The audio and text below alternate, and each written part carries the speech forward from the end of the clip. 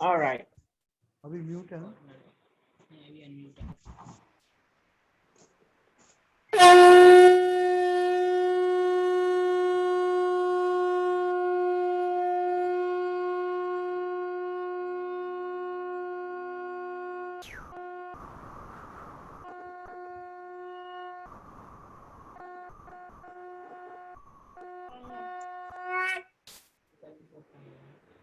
Om Loga Samasta Sukhino Bhavantu Loga Samasta Sukhino Bhavantu Loga Samasta Sukhino Bhavantu Om Shanti Shanti Shanti Om Peace Peace.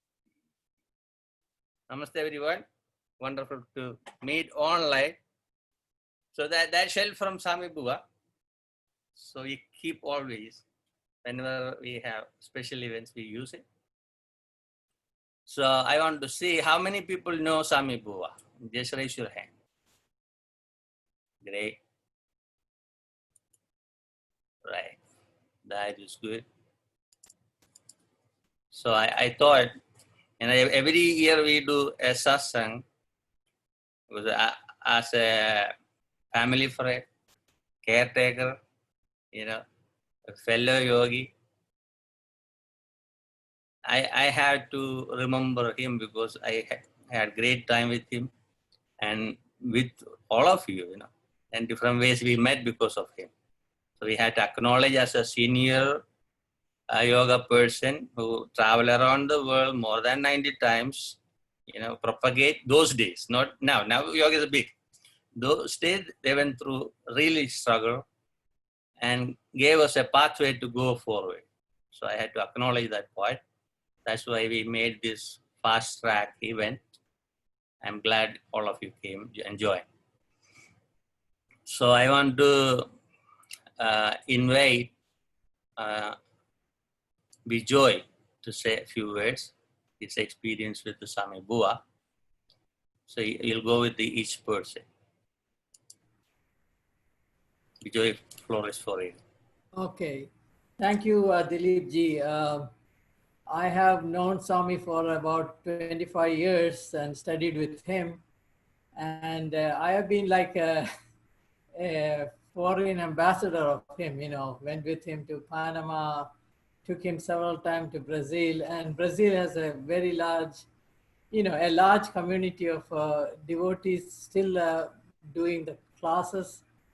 And I am doing the classes through Zoom with some of the students every Sunday in Brazil. And so I'm very grateful for knowing Swami and for his wisdom and for knowing all the other people who were the students of Swami for so many years, including Ray, who is senior, and some others like Nilaya and Shirin and others. And thank you for Dileepji for taking care of the Swami while he was in New York. My pleasure. So now you are in Brazil or in New York? I am in Florida. You are in Florida. Okay. And Ray want to say something? Ray?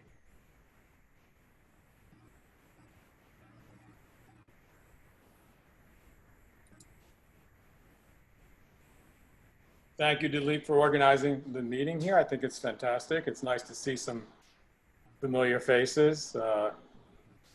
Bijoy, of course, who I see in Florida now, and Dan Kelly, which I haven't seen in a long time. Elia, it's wonderful to see everybody.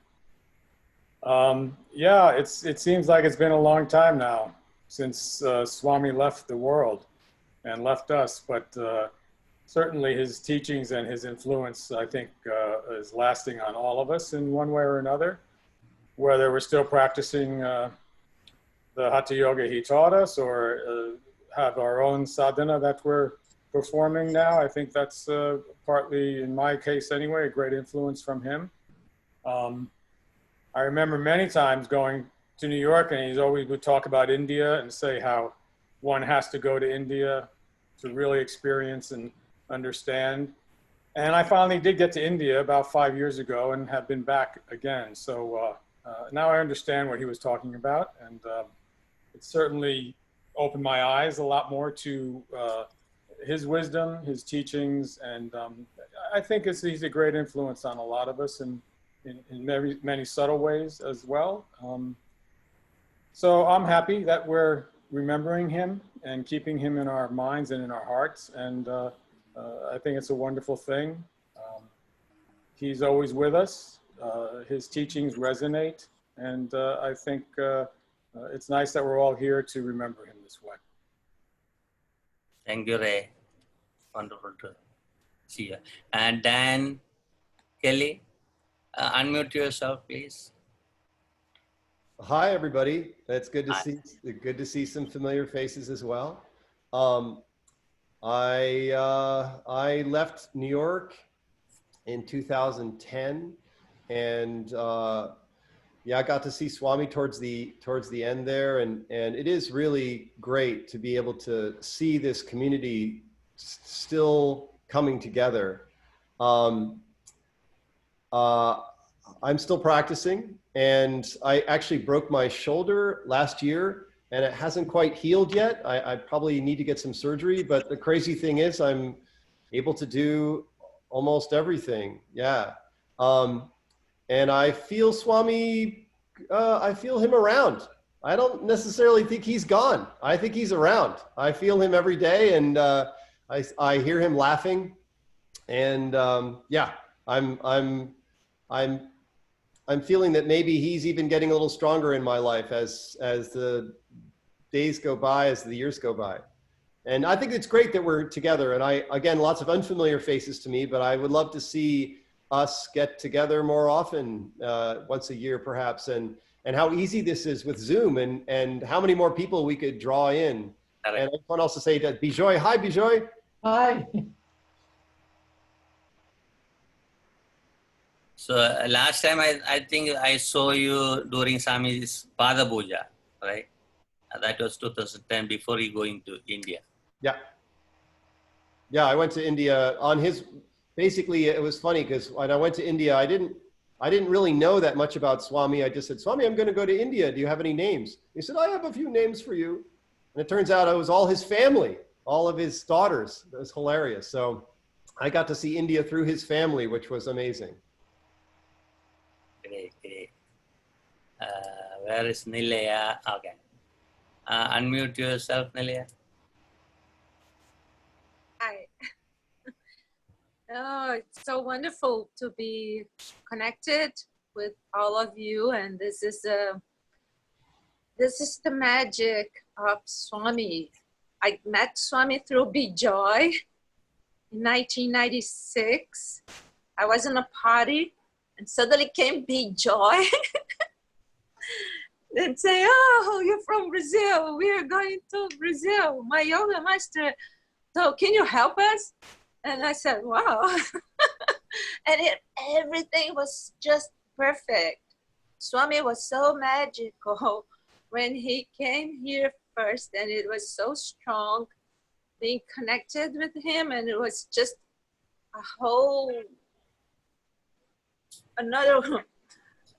everything opened so well, and then everything was so nice, and I was always dancing. It was like perfect. Bijoy would bring me cassette, and I would dance for Swami, and he would be always happy when I was dancing for him. So every time I dance, I remember Swami's.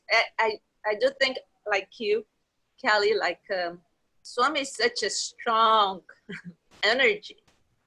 So, and for me, it's so interesting that the connection with the new eyes that's coming at this time. So I think he's kind of somehow getting the right and sending us lots of love. And he's such a love man, and it was such a wonderful experience. I always like to remember, because I was translating Swami, and I had to do such an effort to translate him, because he had You know, like sometimes Swami would just say, you don't know English, blah, blah, blah. So nobody wanted to translate him.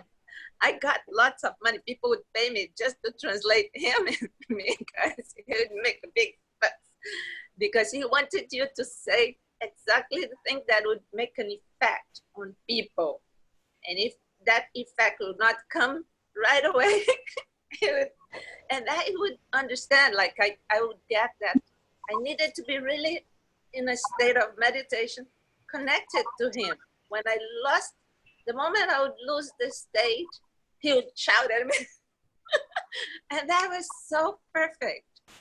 Like when I was there in the apartment with Swami, I always remembered in the morning, he would make pancakes for me.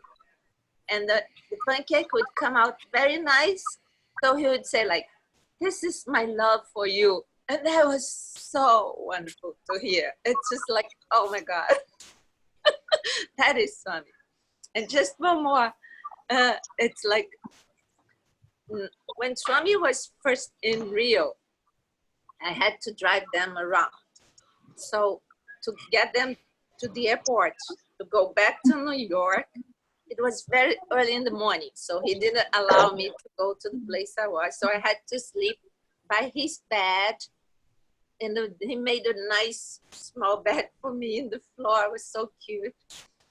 So he woke up very early. He woke me up and I was a little sleepy. So when we got to the airport, I opened the trunk to get the suitcase out and they fell. But I took them, put them on the chart to get them. And there was something in my mind about something about a wheel, a suitcase wheel. But I was not quite sure what was that. I was a little sleepy. So everybody went, check in, go. So they went to New York. Then, like next day, I get a call from Bijoy. Hey, Nilaya, one of the suitcase of Swami is missing a wheel. Did you see a wheel? And I was like, oh my God, he wants the wheel back. How can I? And it was so amazing. Because the car was not mine. Somebody was allowing us to use the car. So I called the person. I said, could you look at the trunk if there is a wheel? And the wheel was in the trunk. So I had to mail the wheel to New York. It was, and I said, like, wow, that is something that, it's something really amazing. So, and I'm so grateful that Swami got us all together, like this nice community of friends.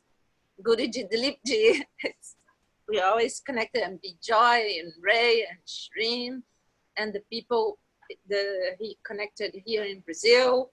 We keep practicing together. So I think this is the magic and the love of Swami that keeps surrounding us and giving us all this energy and good vibrations to get the yoga moving around. I'm so happy to see how it grew in Brazil. How we talk of yoga all over the place, and that's amazing. So thank you so much, everybody, and that's so great to be here. I feel like dancing already. Thank you. Anne-Marie, please unmute yourself. Yeah, I never met Swami Bua. I did practice under one of his disciples. And I remember when he went to India because Swami Bua had passed. So when I saw this, I just thought, let me just look and see and learn. So that's why I tuned in.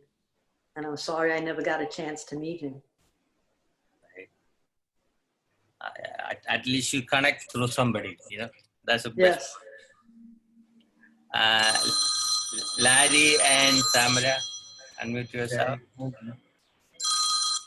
Yeah, I never met Swami Bua personally, but I knew a lot of people who had taken classes with him, and through you and through some of the previous years when you've done these anniversary satsangs. I've always enjoyed the stories. And he's somebody I certainly wish I had met, but I do know a number of people that took classes with him. And so that's why I wanted to come today and honor him. I enjoyed, Dileepji, I enjoyed your yoga classes, and I guess you were influenced by him. I never met Swami Bua myself either, but I really liked your yoga classes, and I think it's great to honor his memory.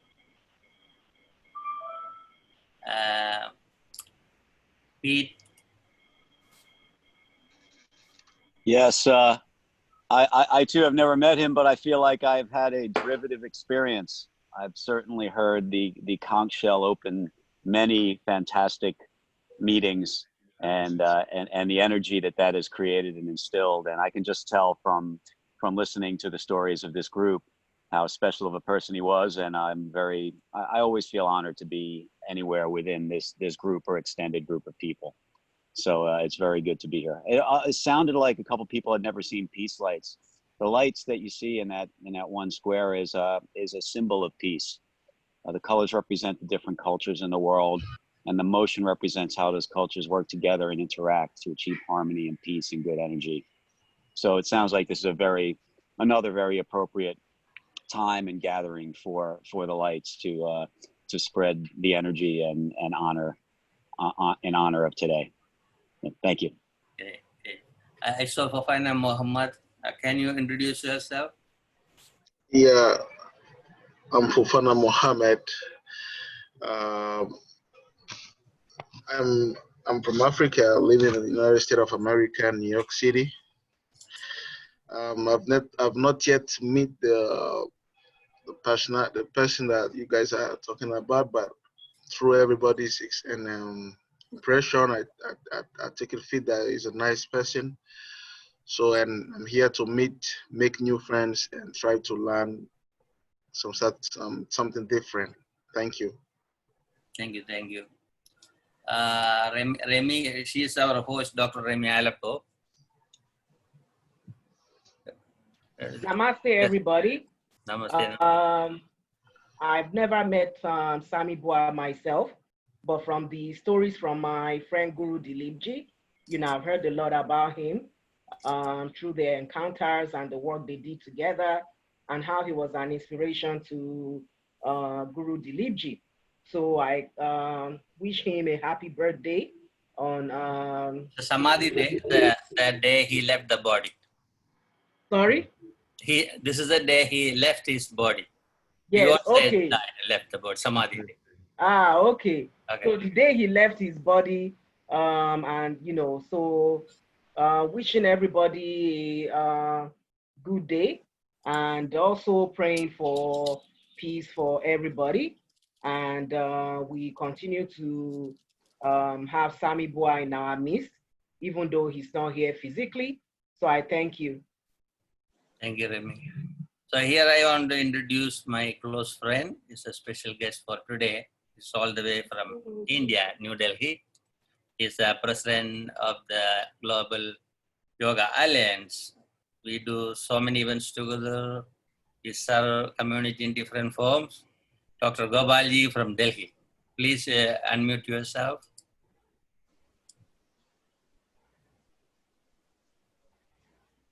Thank you, Guru Dileep.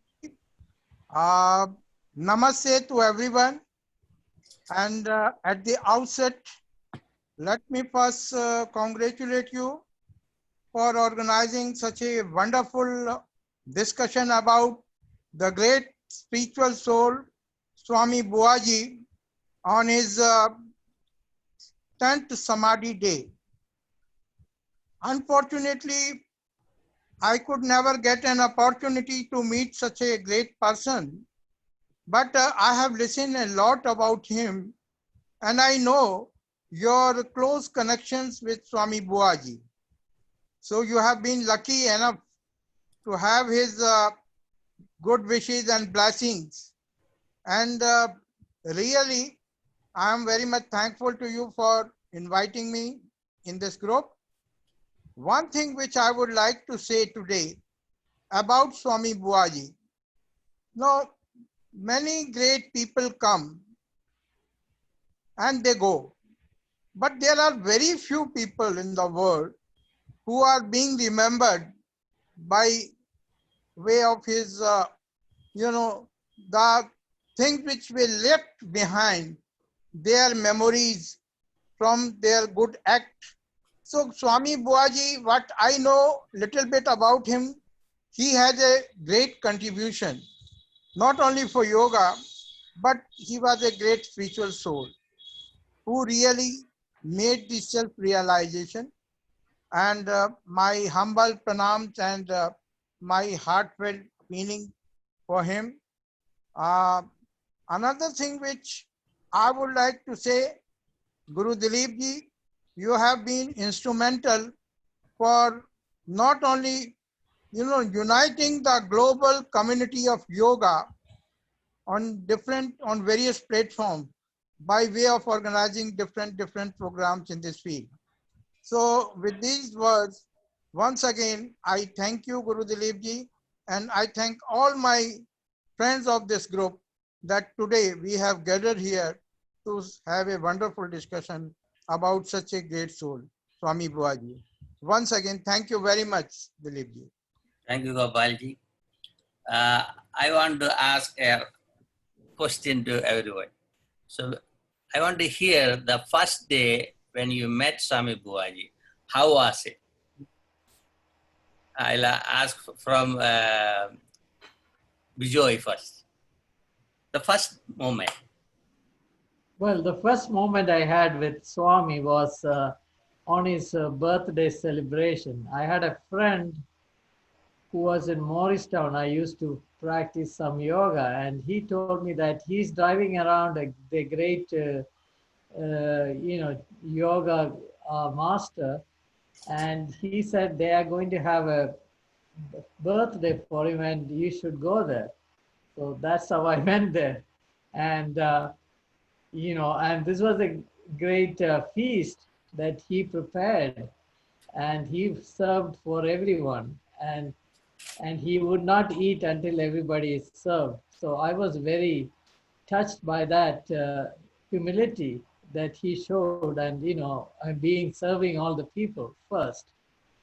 And then I was lucky enough to know that he spoke my same language, mother tongue that I spoke, Malayalam, So then that's how our friendship grew, and he said, he invited me to his class, and that's how we started.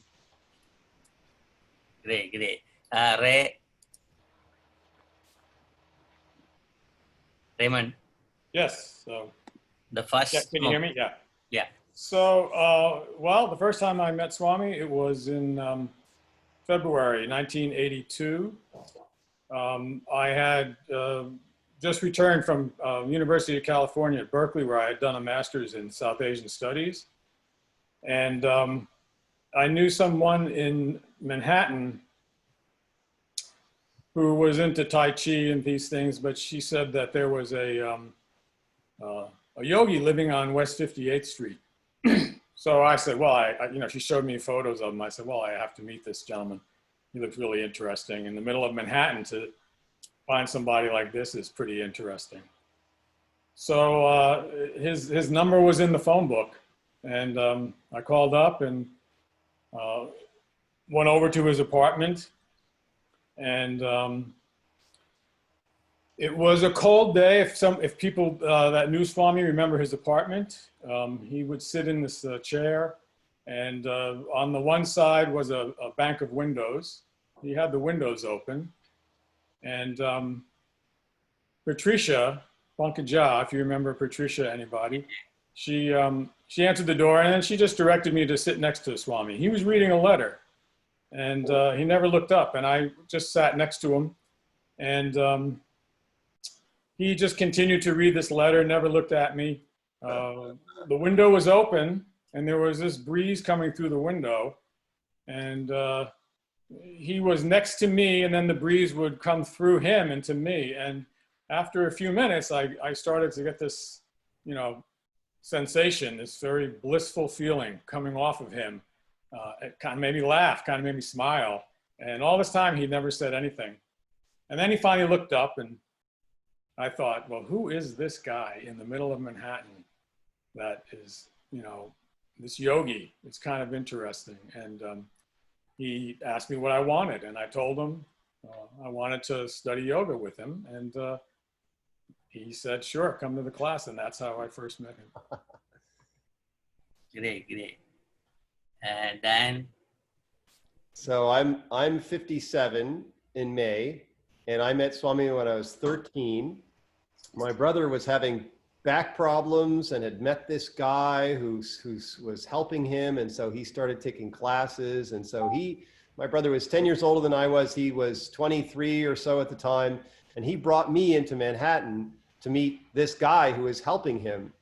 And at that point, it was Patricia was there, and Swami and my brother went behind a curtain, and they were practicing pranayama, and there was this crazy noise that I heard. It sounded like a jet airplane taking off, and so that was my first exposure to him. And my brother taught me some of the yoga that he learned from Swami, and then he kind of went off and moved away. So my brother moved away, so he wasn't around so much.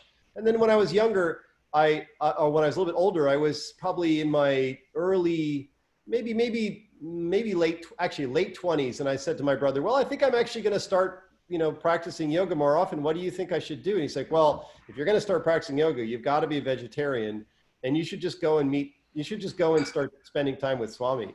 So in my mid to late 20s is when I really started spending time with Swami and studying with him. And yeah, my first impression of Swami was that he was a very mysterious dude. But then as we got to know each other, he became a really good friend and just a fascinating person to talk to and explore the topics of life. Basically, Swami could really talk about anything if you got him alone and just sat down with him. We had amazing discussions. Yeah. Great. Nilaya? Yeah, so I first met Bijay. So then Bijay was coming to Brazil, and he was calling me from New York. It was amazing that Bijay was calling me almost every day from New York to organize the event for Swami in Rio. And he sent me faxes and material. So I got first the impression of a very important man coming, this yogi that was coming. So I get there, I go to the airport, and Swami was like small. He looked like, very fragile. When we first see Swami, it was just like, he was, like a Yoda, a kind of a Yoda type. So I looked at him and I said, wow.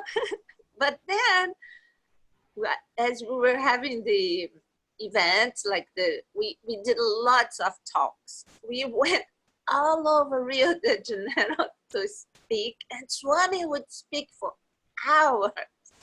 And I was the translator. So that was such an interesting connection that I felt, that I really need to feel connected to him in order to get the right words out. And the words would come out if I was in that state. And he was such a loving person all the time.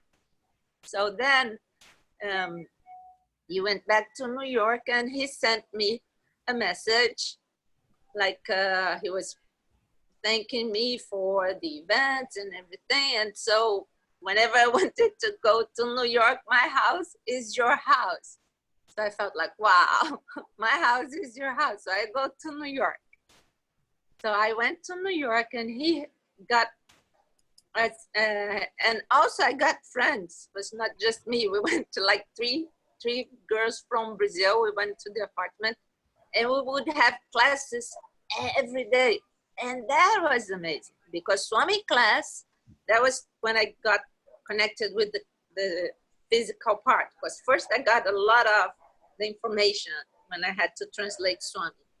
Then I would do class in the morning, in the afternoon, and in the evening at the apartment. And that was amazing. After meditation, when Swami would do the meditation, because the class is really a strong class, I would come out like new. So that class is very, very interesting how it works with your body, all the connection, and especially the meditation. I think when every time I have something, I go to this. I hear Swami, relax your body, relax yourself. You're not this body, you're not this mind. Relax, relax, relax. I love when he does that. So that is my mantra. I keep it connected because whenever I need it, it goes.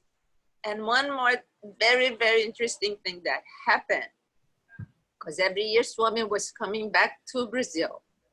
So in '97, I was teaching at a college for physical education program.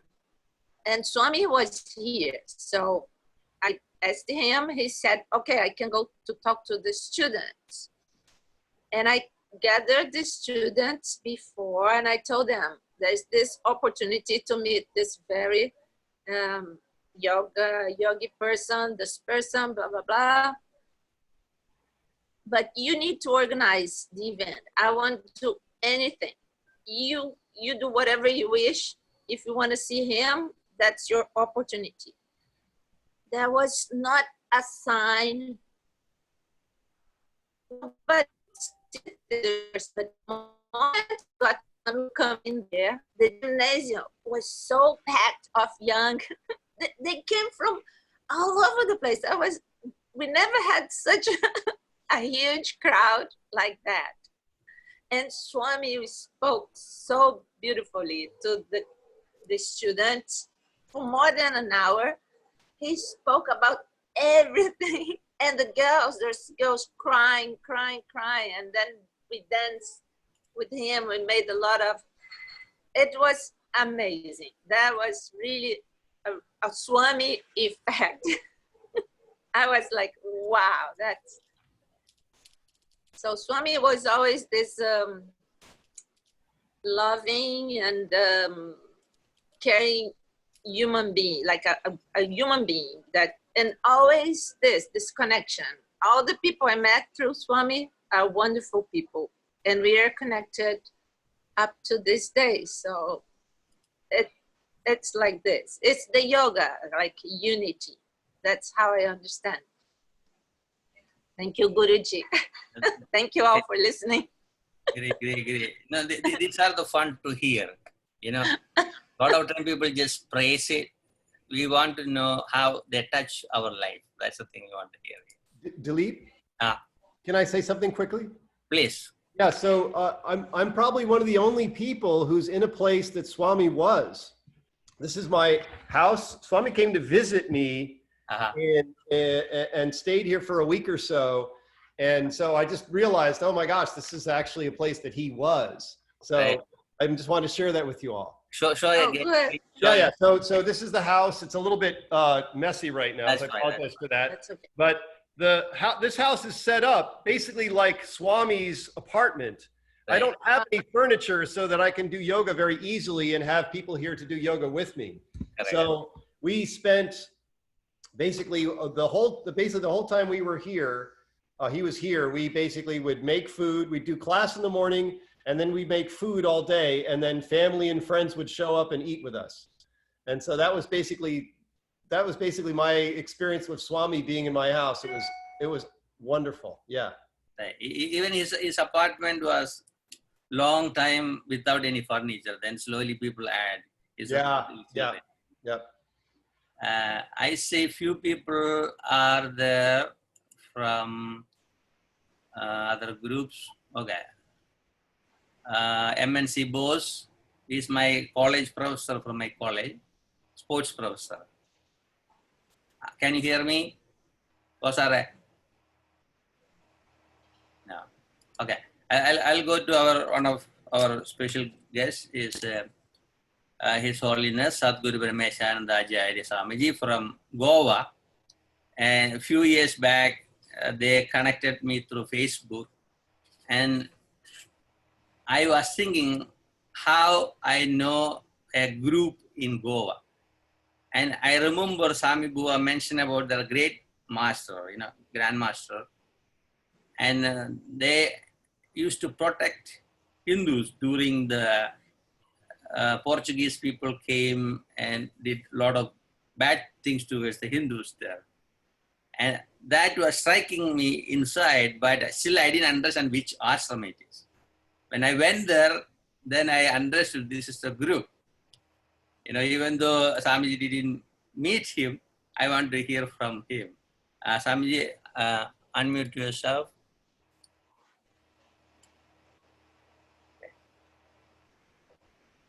Yeah. Hari Om. Hari Om.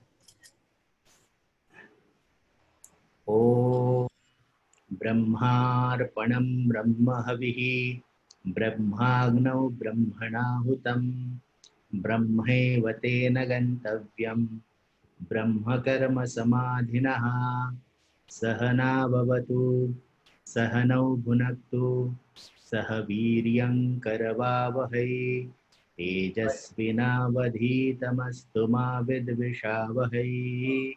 Om Shanti Shanti Shanti. Namaste everyone. Namaste. Namaste. Today is very, very special day for all of us, as today is the celebration of Swami Bua's remembrance.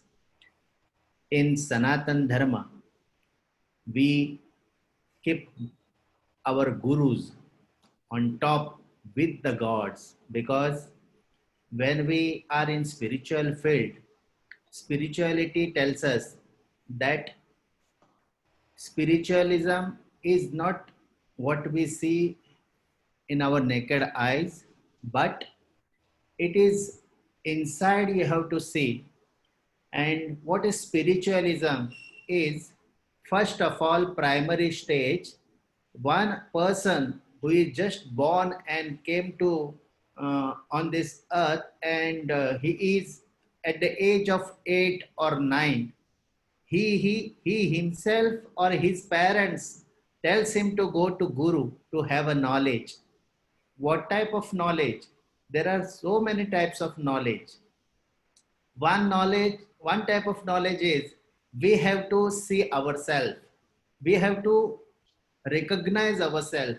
We have to know who we are. So this is the knowledge which is taught by gurus, and those gurus are very, very special in Sanatan Dharma. First of all, when you go to Guru, you have to see that in Guru, you have to see the God. You should in your mind say that he is the supreme authority on this world, supreme authority on the earth. And this is how you have to see the primary stage and keep your mind with the Guru. So one Guru, when he teaches to his disciple or follower or devotee, Guru means nothing but the God. And slowly, he forgets himself. Otherwise, in this materialistic life, we see, I am a professor, I am a this, I am a doctor, I am a lawyer, I am a this and that. All these degrees nowhere into existence when you come to Guru. It becomes zero, because all these things are giving you materialistic things. These are. So when you come to Guru, he gives you superpower knowledge.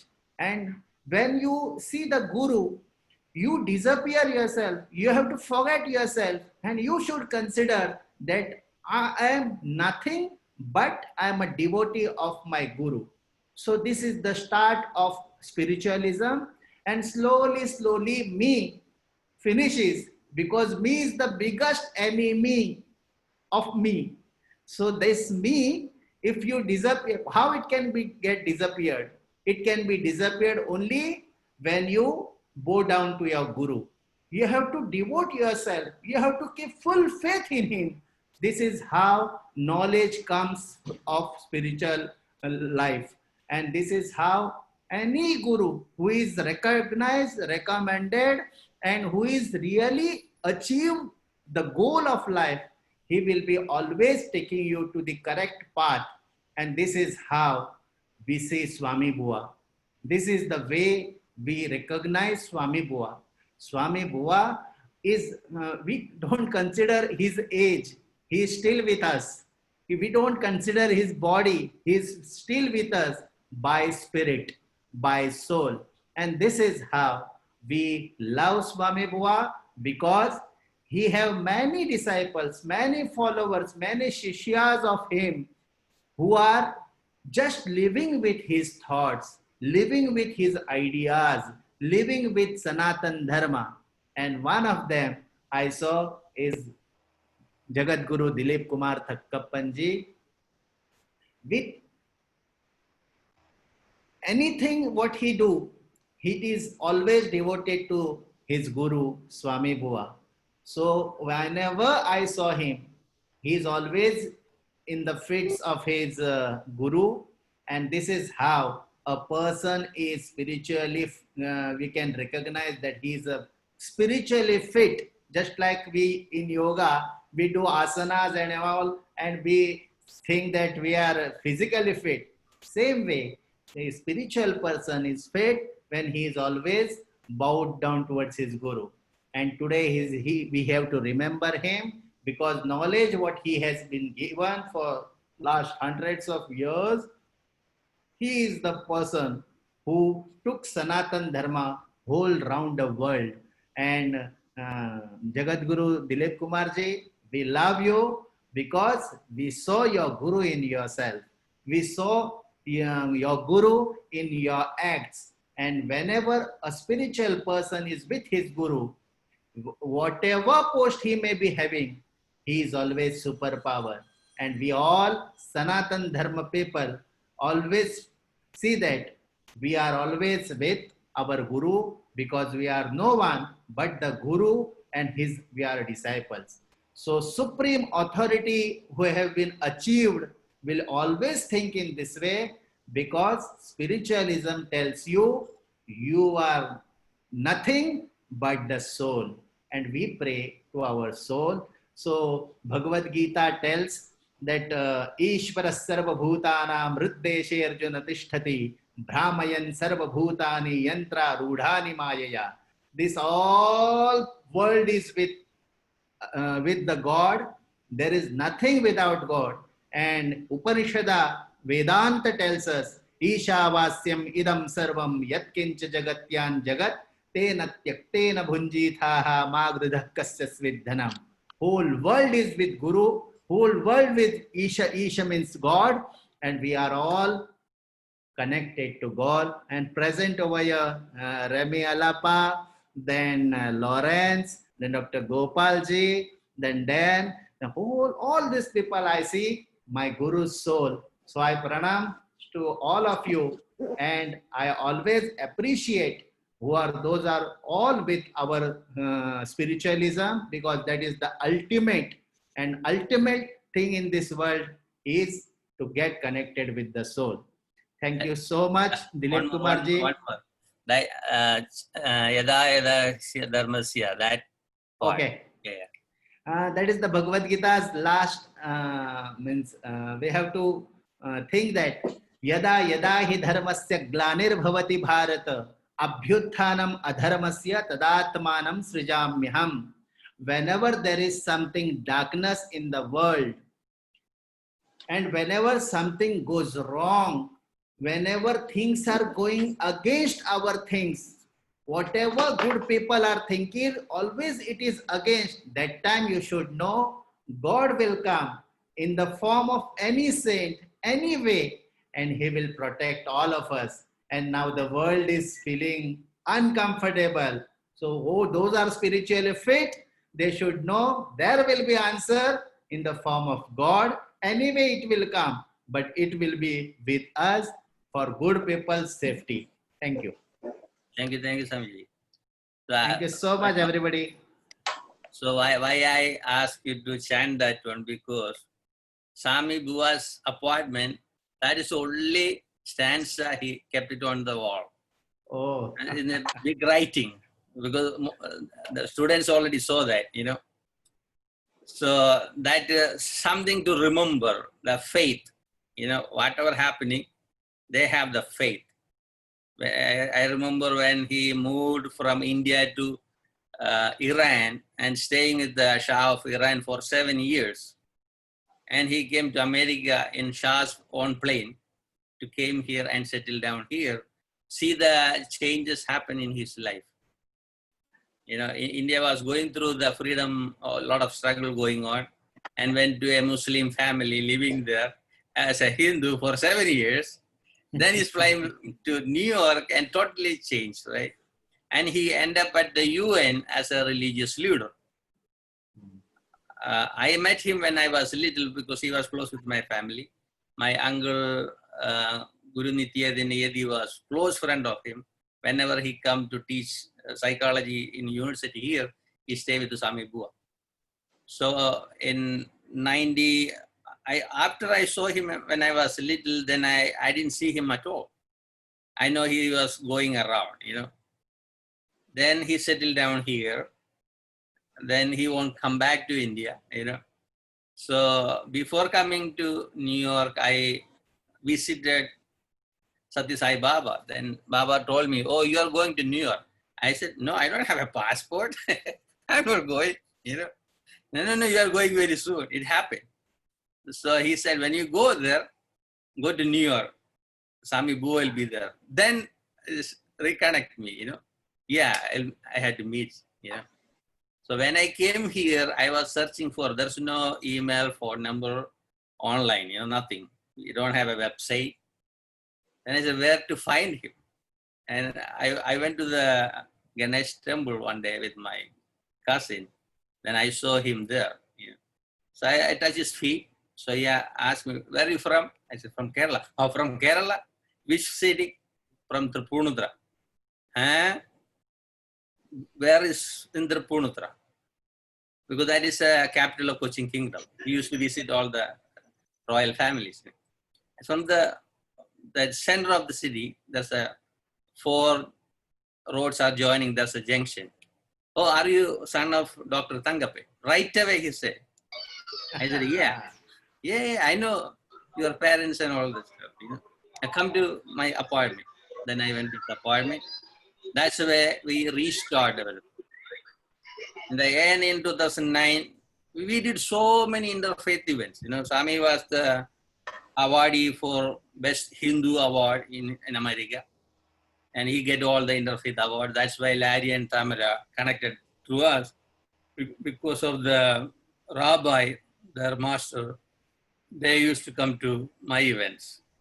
So we have like a 40, 60 people's interfaith every month. Then we go to an Indian restaurant for vegetarian food. We hang out. This is we had so many years. Then I moved back to India. So suddenly he came to my house for 2 weeks. Then he said, oh, you had to come back. Said, Swami, we just waste our money. You make money, you spend money. So I had to. And we did so many events, even in Kerala house. We did one event in Delhi. Haryana, we did one event. Kerala, maybe 20 events we did. Oh. And he stayed in my house for 2 weeks. And he never sleep. He just sit in a couch, that's it. Then he said, no, he had to come back. I said, okay, we'll plan it. Because we had this plan, Gopal, you know about that in International Day of Yoga, that was a long plan going on. And he said, no, we had to go aggressive way. Then we met the ambassador of India. Then we talked with the Ban Ki-moon and all the officials at the UN. And we are lucky Modi became the prime minister. Then it was very fast, And the last part, I was able to stay with him because there was a little issue in the families, so they cannot take care of Swamiji and students. No, there's no such income for him to sustain. Then he ended up alone. Then that's the part I enter in the apartment. Then we had great time. We go to the Central Park every day. I take him in the wheelchair, And when I came back here, I see he cannot walk. So I said, no, it should not be like this, So I take him to the park, make him to walk. Within 1 month, he started walking. Wow. And I was so happy. Then we went to all the events. So one day, Sunil Modi was there. I was there. Then he said, oh, wash the shell. Usually he won't allow anybody to touch his shell, conch shell in Shanghai. Then I just wash and gave it to him. Oh, you just blow the shell. I said, Swamiji, it's not my interest, No, you just do 3 times. So I blow the shell and he said, you keep it with you. So I didn't understand what he meant for, Then we had one event at the church center of the event. And our labor minister, Oscar Fernandez, Gobalji know him, He came and we had an event. So Swami Bua and me are the speakers there. Swami Bua gave me the shell to blow it publicly. From that onwards, I just do the shell blowing. Still, I never practice. I just think about him, just blow. Even if it's 1 minute, fine, Just for a memory of him. So he gave the guidance to do things at the UN. The last 21 years, I'm part of the UN group. We are bringing people from different faith and culture, and whatever we can do for humanity, we are doing. That's why we all met because of his cause, So I thought we had to continue this tradition at least once in a year, gather, And he never went for any raising money or ashram. Even Ratan Tata, I saw Ratan Tata is in his apartment and saying, whatever you want, I can give you. He never take from anybody. This is the way he was. Very simple. This is the way of living by Guru. Correct. Yeah. So I kept the same way. Whatever we can do for the community, we'll just do it. We may make millions, but enjoying life is different. You don't need any of this, Happy souls around us enough to enjoy the life. If Corona will teach us something. Yeah, COVID-19 taught everybody what is everyone's expectations and with what he can live. Correct. And we had this movement for the World Yoga Community. I never registered this one, and somebody started using it. We are friends, so that's fine. Govalji was part of it. And I was talking to Swami Bua, and he said, this guy is having so many wives. I cannot take this one.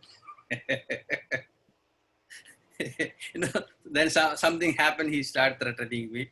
We had an event at the Indian consulate, and Swami Bua announced the yoga day there in 2007. And he said, no, you had to do the registration. I said, Swamiji, this take a lot of money, I still wait long time. And the later part, I talked to all other friends. I said, okay, we'll do the registration. Anyway, we are using the line for a long time, And that's the part, the World Yoga Community, still moving on. And BRAHMESHANANDA Swamiji is here. Nilay is part of it. Remy is part of it. And today, as Swami Bua's 10th year anniversary, I want to invite Govalji as part of this council for the World Yoga Community. Govalji. Govalji, can you hear? Hello. Hello, thank you, Dileepji. Yeah. So we'll be continue in our council, global council. Yeah. Yeah. First of all, my pranam to Swamiji, Swami Brahmeshanandaji and Jai Sachidanand Swamiji. And Jai Sachidananda. Missing Goa since long. Yeah. Goa is always yours. Thank you, thank you. Dileepji, we had a meeting today of Central Council for Research in Yoga and Naturopathy and also Ministry of Ayush.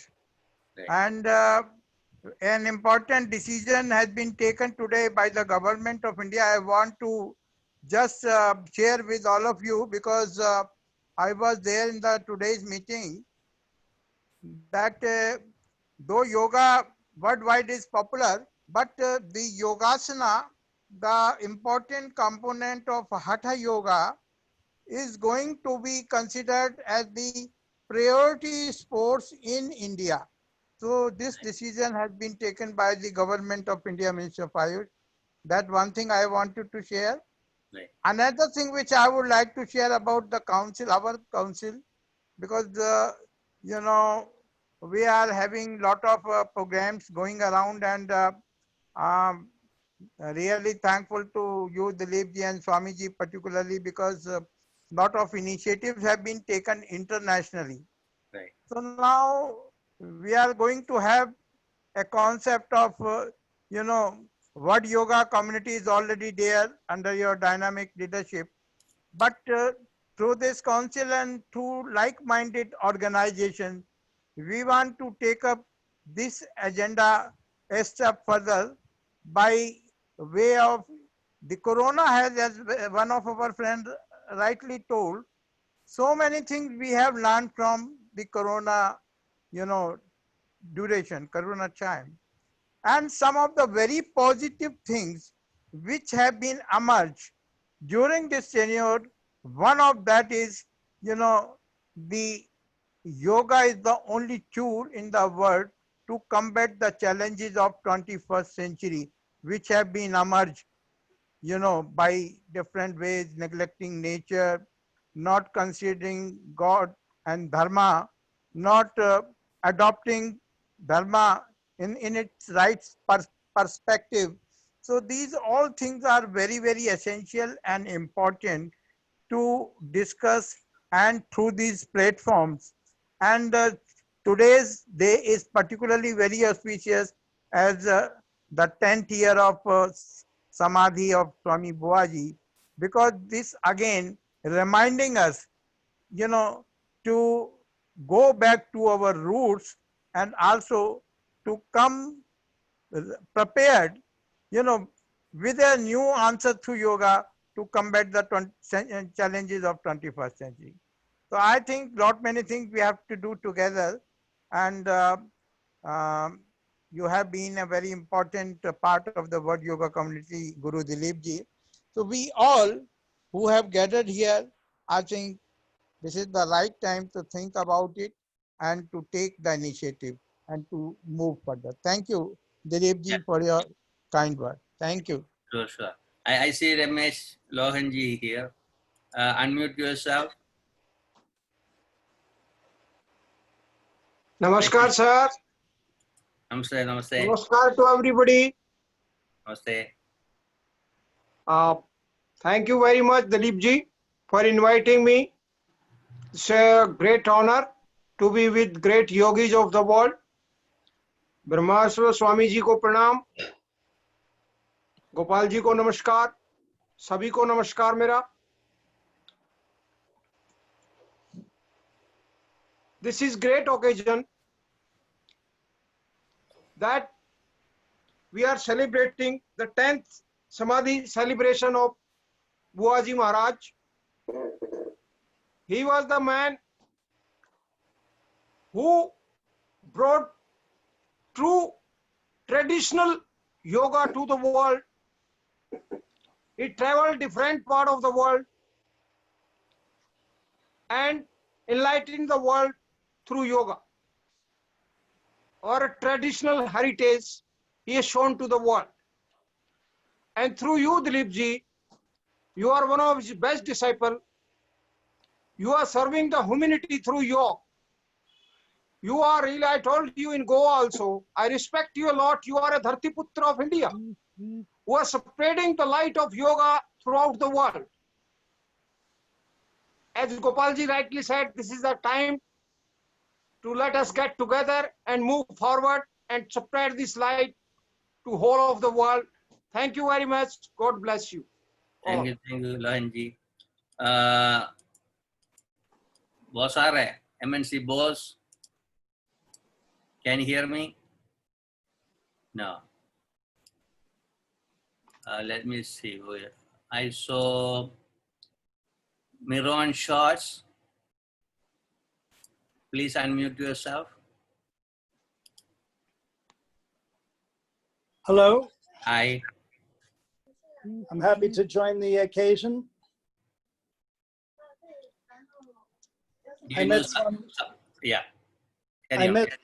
I met Swami Bua in the year 2004 when I turned 50 years old and decided that I needed to do something other than lift weights to keep myself in shape.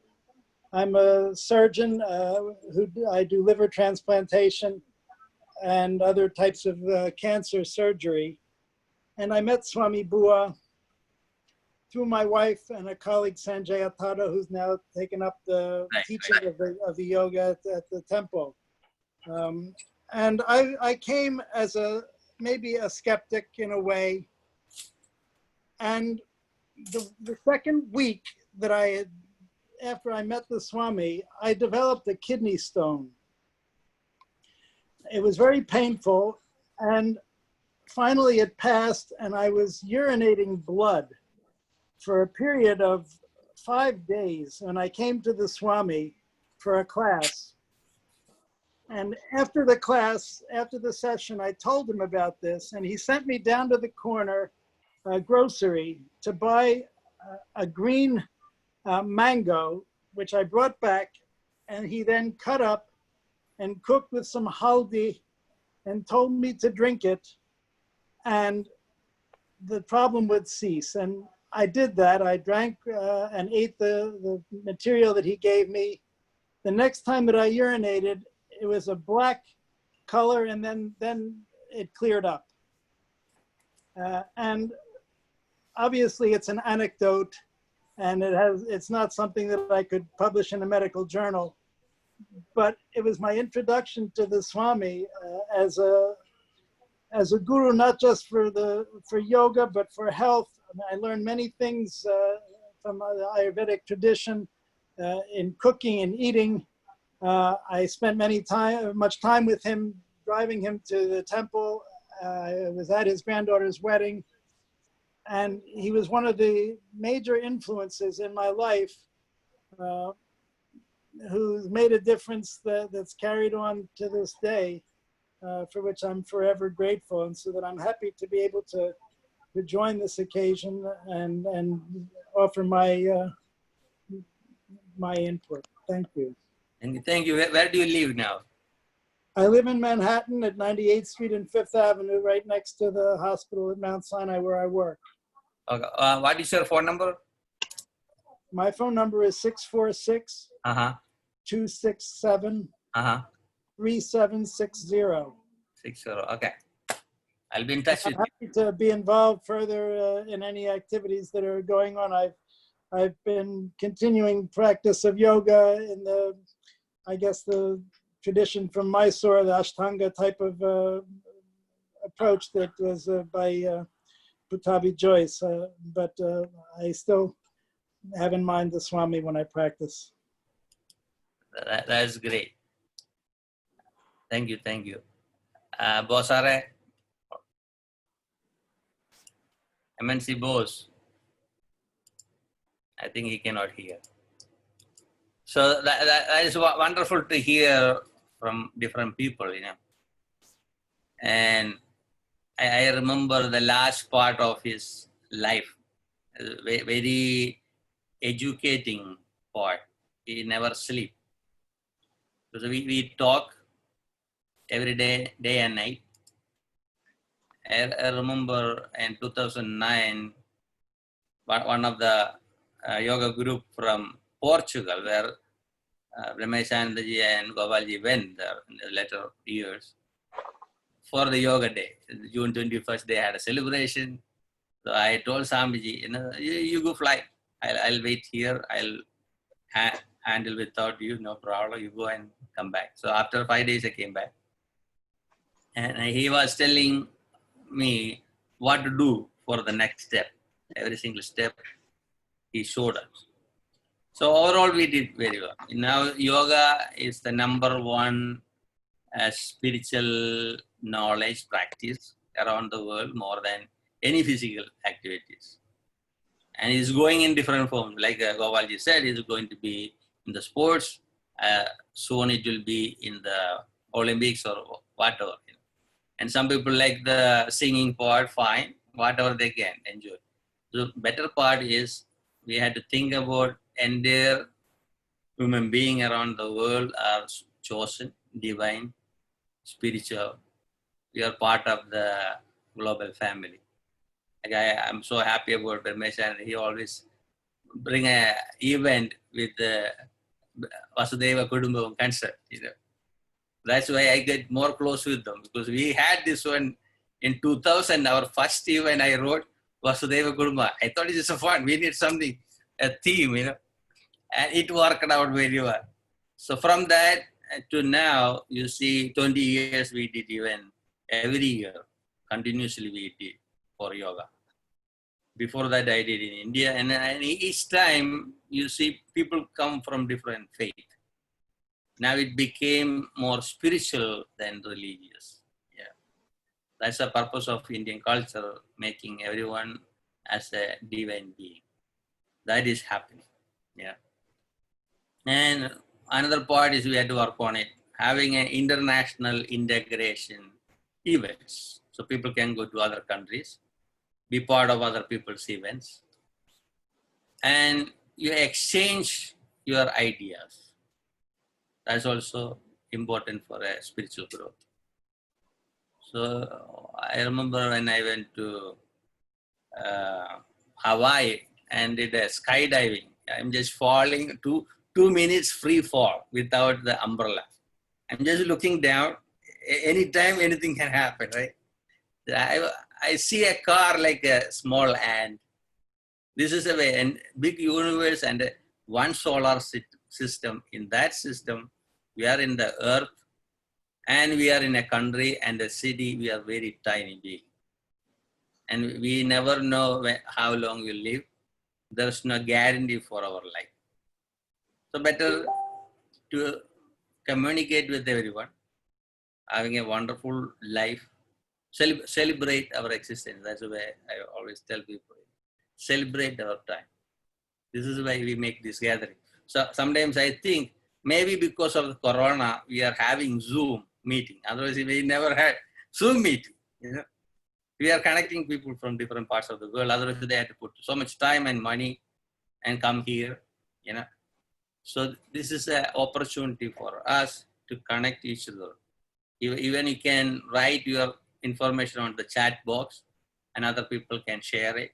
So after this meeting, you all can connect each other. This is the part of yogic life. A yogi should go beyond the limit. That I saw from Swami Bua. Sometimes he won't eat. Sleeping, I never saw. He just sit like this. That's what I always see him. A very interesting person living in New York in that state. So I learn about him. So good to know how they went through in their life.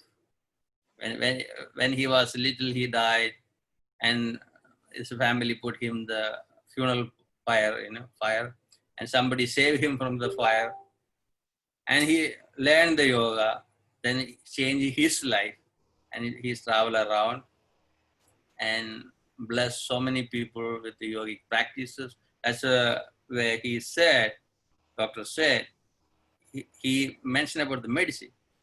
Those days people study under a Gurukula system, not only just learning the exercise, then learn how to live on this earth. That's the way we learn in Kerala. You see all the medicines, a lot of techniques we learn So that we had to continue the Gurula system. I see in Goa ashram, students will stay there, they learn things, and they can go to school or college from there. And when I go there, we all sit together and chant all the bhajans. We have a good time. You know, we had two wonderful events. One was a big gathering over They are missing you now. Yeah, good. So, and the second event was our 25th annual Yoga Day events. We had really 4 days, beautiful events, you know. And Gopalji did so many events in Delhi. In 2006, we had one event, the Takatore Stadium, beautiful event. And every year when I go, he gather a sastra. This time I was not able to go there because of the corona. I canceled the last minute and I came back. I was lucky that was the last day in New York. Next day, they shut down all the planes. So I reached on time. So always will fall things on our favor when we live in spirituality. That's the way it is. We may face hard time in our life, but still we had to move forward. That's the way. And I want to hear from Kribal Singh. Please unmute yourself. Kribal Singh. Want to do a prayer? Kribalji. Can you hear me? No. Then Abhiramananda from... Yeah, namaskar. Okay. Very good. You want to share something? Sure. First of all, namaskar to everybody. And respected Gopalji, and also Swamiji from Goa, and Dileepji, the spiritual brothers and sisters who is participating in this program. On the behalf of the Ananda Marga, myself, Acharya Abhiramananda Group, and here last 5 years, and the best friend of mine, Guruji. We have been working day and night for the meeting to the public in the society and community. I am very happy and delighted today. The Swami Bua's Samadhi Day, the personality of Swami Bua will be remembered ever in the history of mankind. What he has contributed in the society, that would be remembered, which I am listening from numbers of the participants. So in the field of health, happiness and spirituality, these are the contributions who has been contributed in their lifetime, that I am glad dearest brother Sri Dileepji has been carrying out this such a wonderful job, amazing job, the yoga propagation and Hinduism.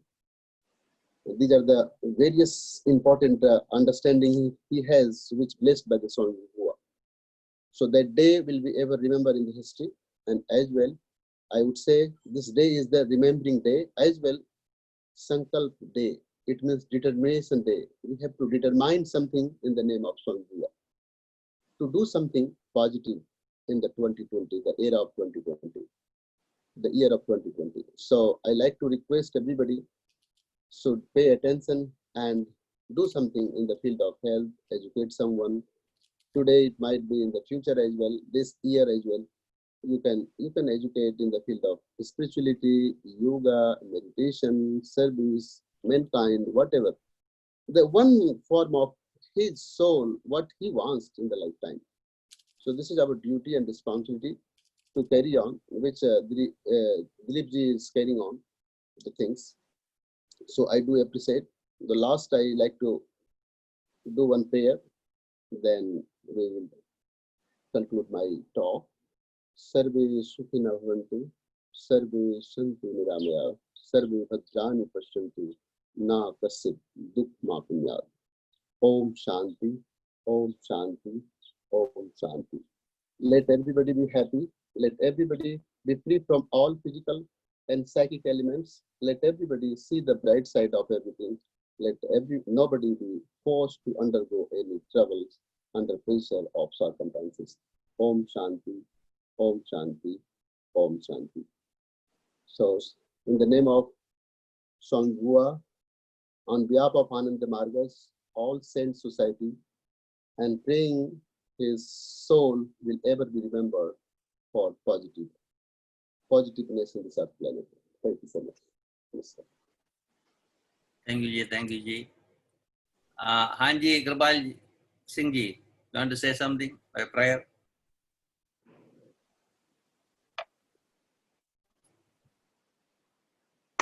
I'm just enjoying the proceedings. I'm not familiar with Sant Buaji. Thank you for asking. Okay, thanks. So, Swami Bua was very close with the Ananda Marga founders. Yeah. You know, especially during the independence time. I see. And Swami Bua was very close with the Subhash Chandra Bose. Oh, very good. And he had hard time to go to Japan, and Swami Bua had a friend in Japanese embassy, and he arranged everything for Subhash Chandra Bose. And you know, there's a lot of issue going on about his life, Subhash Chandra Bose's life. Right, right. Bua used to tell me all the stories. Yeah. Yeah. That's why Subhash Chandra Bose was so close with Baba. It means Sri Ananda Murti Ji. All those instructions and meditations taught by the Baba himself, Sri Ananda Murti Ji, during the time of independence. Thank you for acknowledging on that particular. Oh, nice listening this. What say? Anji. Oh, 1 minute. Okay. Somebody saying something. Yeah. Yeah. Very good. Ramji, you are saying something? Yeah, this was not known to me that Ananda Murti was also close to Subhash Chandra Bose. Yeah, nice, this is very nice close. knowing that. This is the big history. I will send this all those archives, how much connections it was. That was the great history. And Subhash Chandra Bose used to come to the Baba, Sri Ananda Murti Ji, to take the guidelines. And during the time of independence, and he has guided a lot of things. He taught the meditation, and the Ananda Marga teaching. I used to teach 6 lessons. He got only 3rd lesson. First lesson, 2nd lesson, and 3rd lesson. And then whenever you see this movie of the Subhash Chandra Bose, whenever he has in the travel, he went to the meditation. So Baba Sri Ananda Murti Ji has been guiding his various way. That's why his courageous mind and leadership mind, he did such a wonderful job. So this is the Vairagya and the Viveka he has opened, Baba has opened in that. He was so close. I will say later on in history, in archive also is there. A lot of connections with that. Yeah. I see Harjit Kaur. Hello. Harjit Kaur.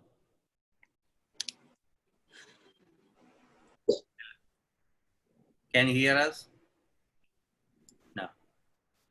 And so many stories about Swami Buaji, you know. He was with Gandhi, and he had an argument with the Gandhi about Gandhi kicked his wife from the house. You know, that's one story. Here is Ananda Bhavanani is coming. Ananda Bhavanani, his parents were close with the Swami Bua. Where is he? He's just joining. And Anandji, Ananda Bhavanani, he is just joining. And he was with Hitler, and they had an argument. Yeah, that is another thing. And he was in Iran when they're traveling. Iran, somehow they enter in Iraq, and the military caught him, and they found Swamiji is from India. So they took him to Saddam Hussein. So they thought he's a criminal because wearing orange and all that stuff. You know? And Saddam Hussein asked him, "Oh, where are you from?" "I'm from India." "Oh, from India? What do you do?" So he said, "I teach yoga." "Oh, you teach yoga?" They became friends, and he stayed in his palace. And they used to go for driving. You know, Swamiji will sit next to it, and Saddam Hussein go like a 200 mile speed very fast. And Swamiji will tell him, go slow. I didn't give a permission to destroy my life to you. So you cannot destroy my life. So you have to go slow. These are the funny stories I hear, you know. Very interesting. Even when he came to America, he met Albert Einstein, you know. So he asked him, do you think you made a mistake about nuclear power? You made this nuclear thing, right? Then he said, yeah, I felt bad because America did the nuclear bomb, you know. But at least I found something. You know. They had the talk. Then he said, oh, you smoke? He said, yeah, I smoke. What do you smoke? Cigar. Smoking is not good. You had to stop now. And he stopped it. This type of different stories I hear from Swamiji or some other students, you know. Very interesting. I remember Chinmoy. Chinmoy was one of the popular monk at the UN. He played all the music and drove. He had a lot of talents. And he lifted people. And one day he wanted to lift Swami Bua, and somehow lifting is not working. So Swamiji said, now you lift me again. He lifted. And third time he said, lift me again. Nothing happened. So he played with his mind, you know. That's the way. One day I felt I want to go and see him. I was working in a climbing wall as a manager, like 4 blocks away from his apartment on 61 West 62nd Street. So I felt it and went to his apartment. It's the 11th floor, room number J. I came out from the elevator. I already saw Swamiji already opened the door and waiting for me. There was no phone communication, nothing. I felt I want to go and see it. That means he felt to see me, so I felt to see him. You see the communication going on, you know. Same thing happened with when he was sick. That was in 2010 June. I was in New Jersey. I just woke up around 4 o'clock in the morning. I said, why I am up? Usually I go to sleep 3:30, 4 o'clock. That's the way it is. So I just get up. Then I thought, anyway, I'll call Swamiji. I called Swamiji. So his son-in-law took the phone. I asked him, how is Swamiji? Oh, he's okay. I asked him, are you sure he's okay? Yeah, he's okay. Can I talk to him? No, he's busy. I said, okay, fine. And around 9:30 in the morning, somebody called me and said, he's in the hospital. You know, then I got upset. Why they lied to me? Then after a few weeks, again I woke up like this. Then I called them and they said, oh, he's in the hospital. After a few hours, I got a message, he passed away. You know, this is the way it is. So always we connect. Even last week, I was start sleeping. Suddenly I woke up. It's like somebody touching on my shoulder. I'm seeing his figure. I said, what is going on? Maybe some kind of mission coming up, you know. Always this will happen. So anyway, at least some of us gathered today. That's a good experience. I was a little delayed to send email to everyone, even though I put on Facebook. We had 5 days African event. We are so involved with that event. And next time I'll try to invite people earlier so more people can join and share their things. And I have a request to all the students, if you have special photos, you and Swamiji, please send to me. We'll make an album, online album, and we can share with the people. Because I know Swamiji had so many photos. Around 10 albums he had. So even I didn't take any photos. Whatever I had in my camera, still I have. And even some photos I lost, somebody deleted everything. And I know each suitcase is with someone else. People are holding those things and videotapes and all this stuff. I asked so many people, they don't want to share it. But he's not a private property. We have to remember. God made him to go around the world as a public personality. He's a universal soul. It's not our right to hold everything. We have to give these items to share. Whatever photos we have, we can keep it, but take a print or take a picture or scan it and send to our social media so people can learn about it. Somebody did a work for the community. It should be known for everyone. That's the way he used to like it, you know. And see, he demonstrated how to breathe through his eyes at the Indian consulate in 2007. Yeah. Then everybody knows when he take the conch shell and blow it, he never stop it. Yeah. And the Gejari Mudra and all other things. It's very interesting. Especially those who learn these techniques and living in New York in a Sattvic way. That is amazing to admire this experience. You know. A lot of time people come to West, they start teaching classes, making money, then they forget where they came from. I remember one day I was lying on the floor. I used to put a bed sheet on the floor, I sleep. That's the way I always like to do. And that day I just washed my bed sheet. I just lie on the regular floor. And I saw he was sitting in the chair and relaxing. The midnight, I saw somebody's hugging me, you know. And I see Swamiji went down and stay with me and hugging as like a child, you know. I'm like his child. Another time, one day he just left the apartment. I was taking bath. When I came out from the bathroom, I cannot see him. What happened to him? And you see, so many floors in it.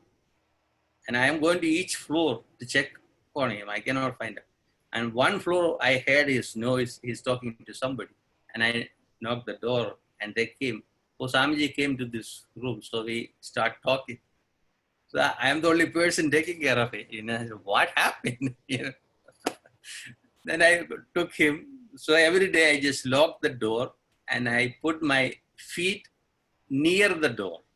So that way he won't go outside, you know. And it made him upset. He thought I'm just controlling him, you know. Because he's older, you know, they can miss even on the road, you know.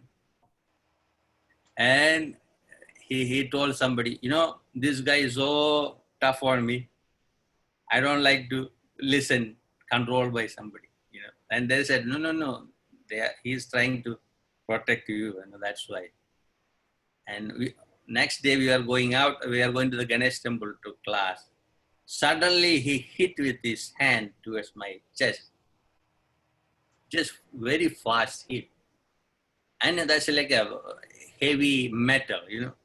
He is 122 that time. And I block it because we learned the martial arts, you know, just block it. No, then I asked him, what are you doing? No, I was testing you. If somebody attacking you, are you able to defend yourself? These are the fun he makes, you know. And we make nice idli dosha, we eat together. And a lot of time people will come and sit, like 20 people, 30 people. And we have satsang every single day. It's not like a modernized satsang, you know. We never know who is coming tomorrow. That's the way it is. So actually I had a really great time in New York with him. Yeah. So somehow we all are gathering. I'm so glad we all gathered today. At least we know we had some great souls lived here. So we had to continue the work. I want to hear from Ananda Bhavanani from Pondicherry. They had a great time with him. Anji. Thank you, Dileepji, for the kind invitation to be with all of you. Swamiji always had a very great regard for Swami Bua ji, and their relationship went back many, many years.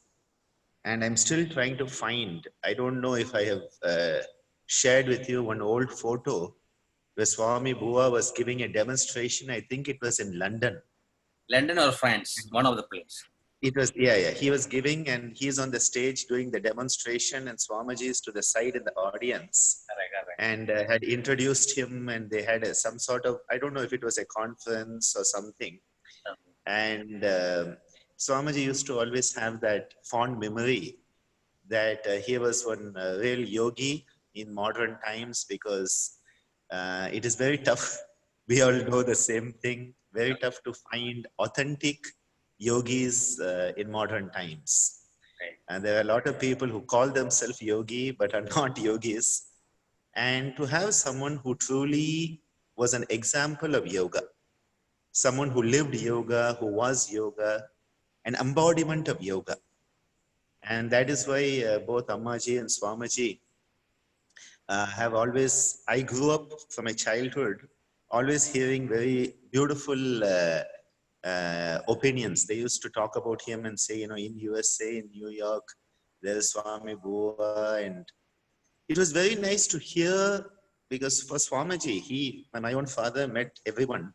So he was very critical of many of the big gurus.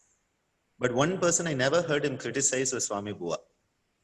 I never heard him criticize. He always had appreciation and great respect for someone who he felt was a true yogi.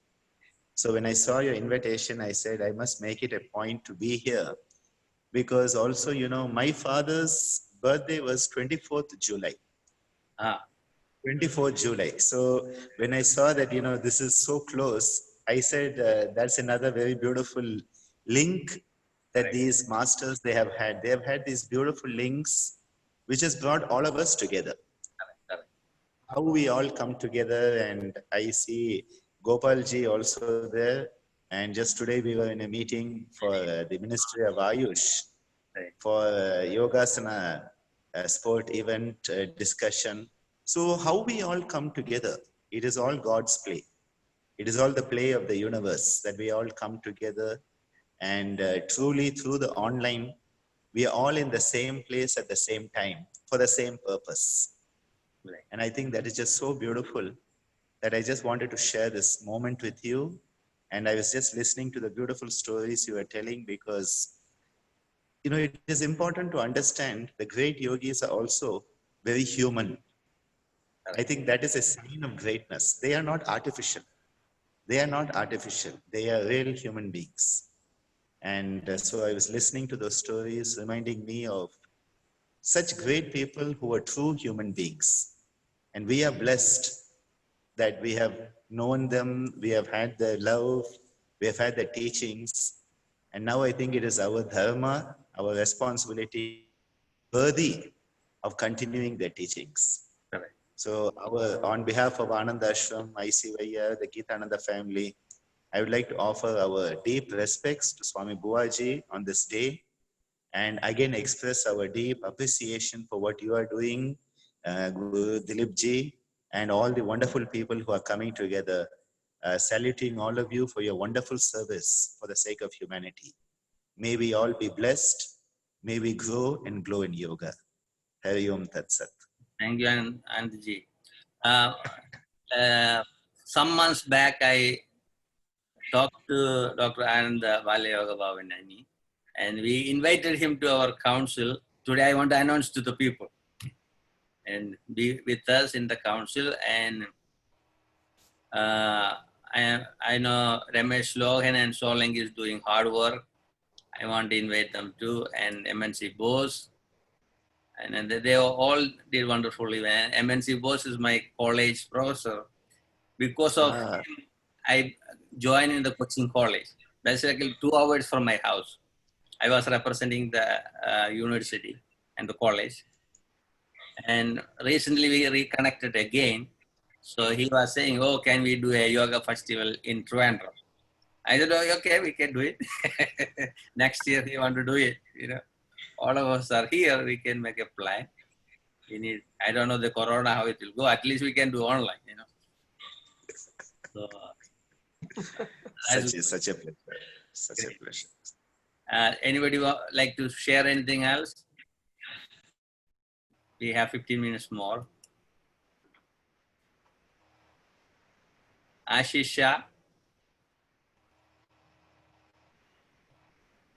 Sachendra, Gabriel, unmute yourself. Namaste, everyone. Namaste, namaste.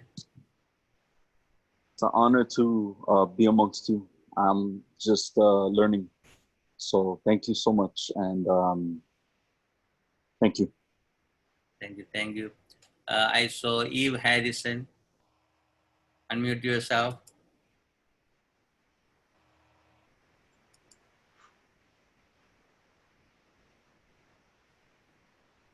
You want to share something?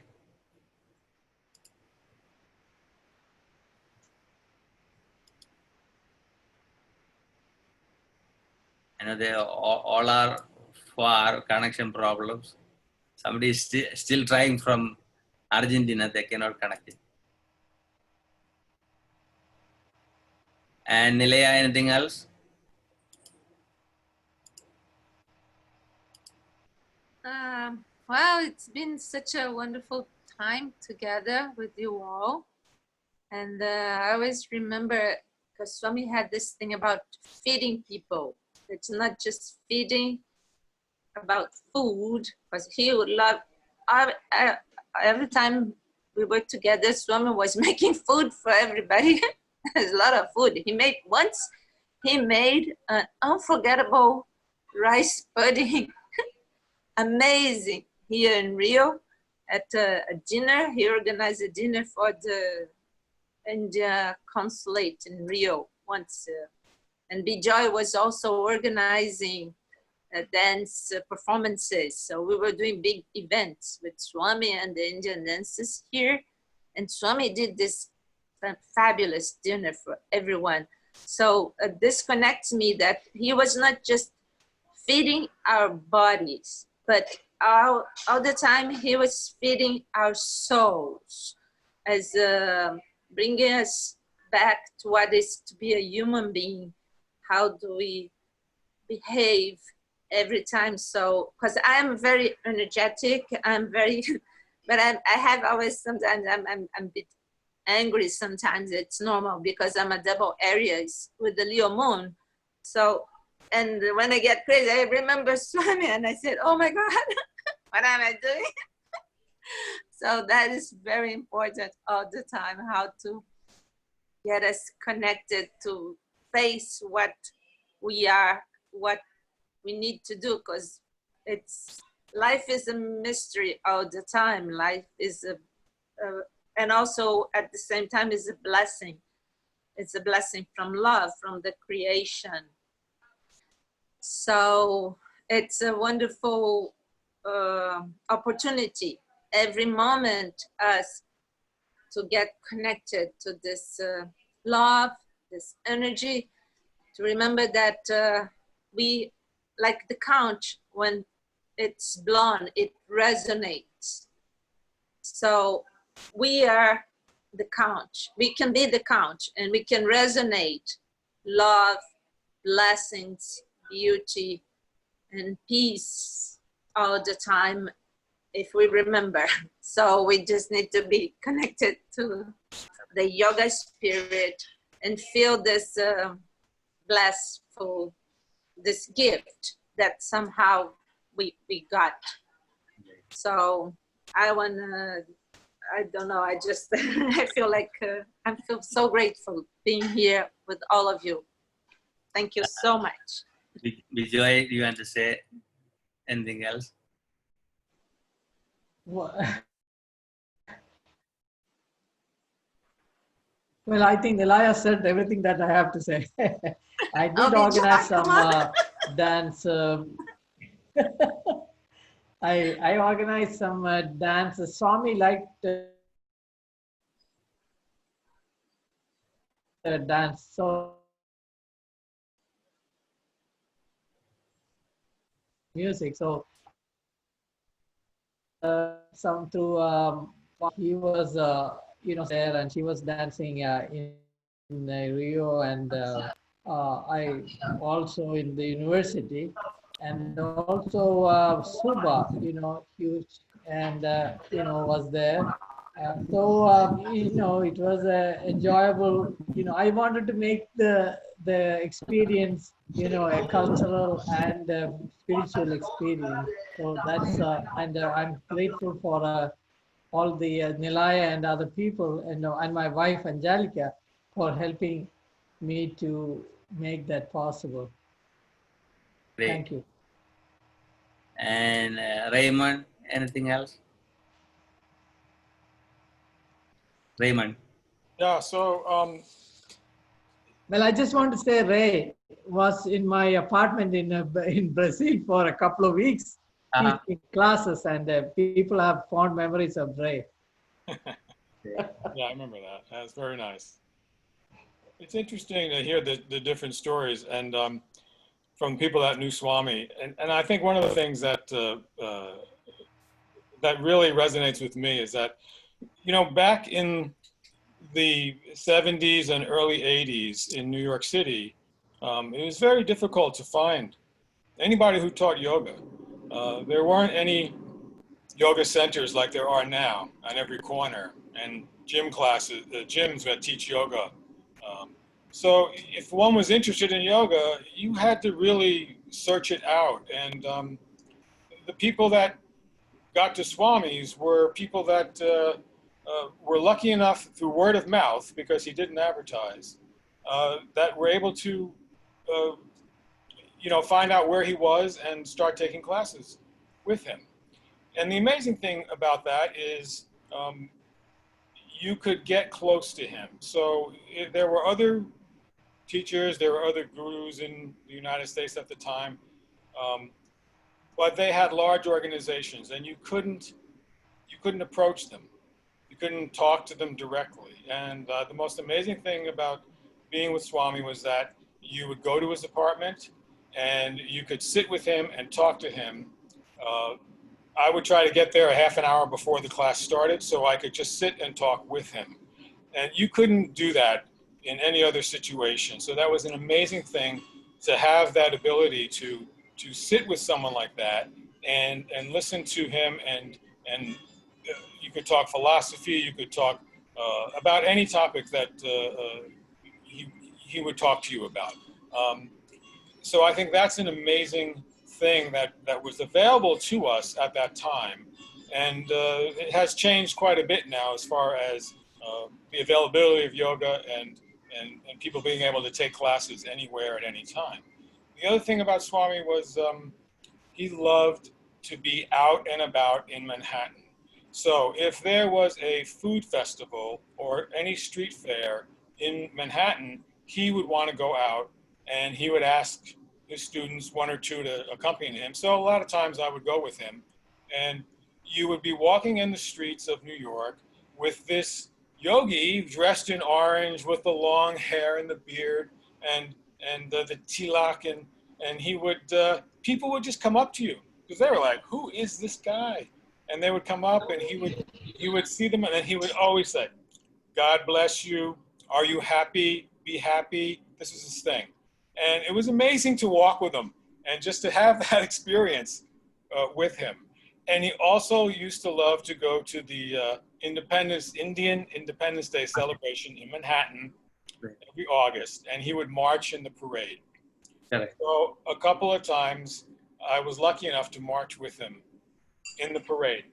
And I know Dileepji was talking about how when he got older, he was having trouble walking, he was in a wheelchair. But, prior to that, many years before that, he could walk, and he could walk at a speed that most people couldn't keep up with. And to keep up with him was a chore. And he would march in this parade, and it would go from, 62nd Street all the way down to Madison Square Park, about 40 blocks. And he would walk, he would speed walk, and you would have to keep up with him. Otherwise, you would just drop out of the parade, which some of his students ended up doing.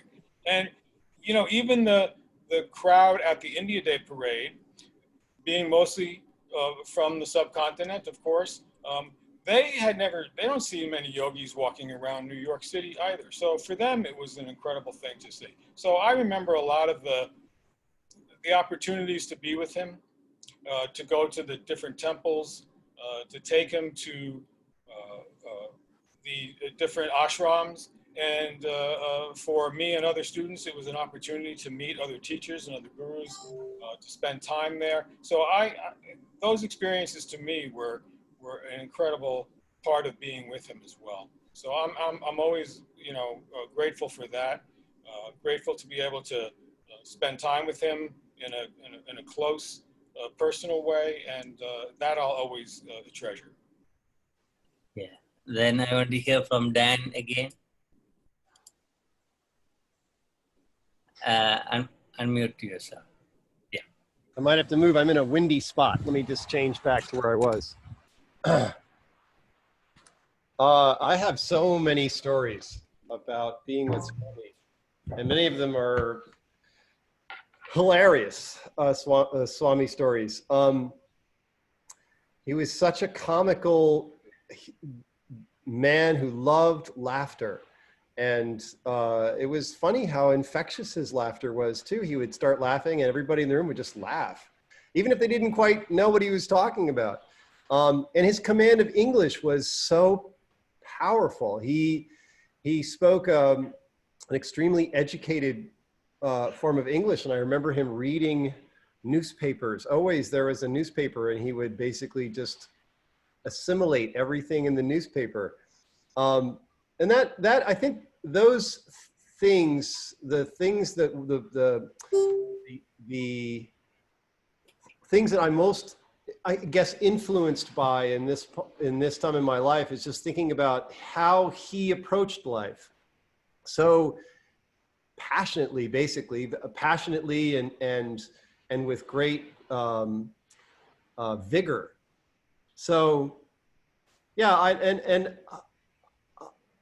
every one of us, like with Ray's experience, I had a very similar experience with Swami, but I was later on in the 90s, and taking Swami places and doing things with him and going on adventures with him. And he would basically, it's interesting to think about how many of us spent time with him and got pieces of his knowledge and his wisdom. And I've often thought how great it would be if we could somehow have a place to share all that and compile all that, all those stories. So I love this idea of coming together with a resource. And I think, even though some time has passed now, so many memories are vivid for me. And it would just be really fun to not only share mine, but to hear others and see if we could somehow reassemble this wisdom. Certainly knowledge it didn't pass with Swami. It didn't end with him. We continued to learn, but I think there's just so much that he offered us. If we could find a way to bring it all together again, it'd be amazing. It would basically, I mean, just think of the people on this Zoom, call. We're so many different kinds of people from so many different places. It's kind of an underground worldwide movement. Right.